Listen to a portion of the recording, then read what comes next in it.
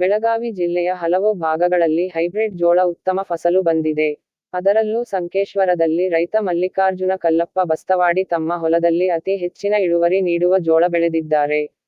ಕಾಲಕಾಲಕ್ಕೆ ಕೊಟ್ಟಿಗೆ ಗೊಬ್ಬರ ಬಳಸಿ ಉತ್ತಮ ಫಸಲು ಬರಲು ಶ್ರಮಿಸಿದ್ದಾರೆ. ಬಿತ್ತನೆ ಮಾಡಿದ 100 ದಿನಗಳಲ್ಲಿ ಉತ್ತಮ ಬೆಳೆ ಬಂದಿದ್ದು, ಇದೀಗ ಕಟಾವಿಗೆ ಸಜ್ಜಾಗಿದೆ.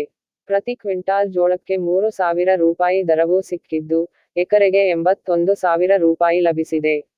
ಇದು ಅವರಲ್ಲಿ ಮಂದಹಾಸ ಮೂಡಿಸಿದೆ.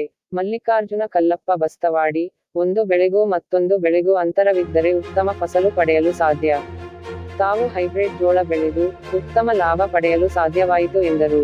ಹುಕ್ಕೇರಿಯ ಸಹಾಯಕ ಕೃಷಿ ನಿರ್ದೇಶಕ ಆರ್. ಬಿ. ನಾಯ್ಕರ್, ರೈತ ಮಲ್ಲಿಕಾರ್ಜುನ ಬಸಪ್ಪ ಅವರು ಕಾಲಕಾಲಕ್ಕೆ ಇಲಾಖೆಯಿಂದ ಅಗತ್ಯ ಸಲಹೆ, ಸಹಕಾರ ಪಡೆದು ಉತ್ತಮ ಇಳುವರಿ ಪಡೆದಿದ್ದಾರೆ.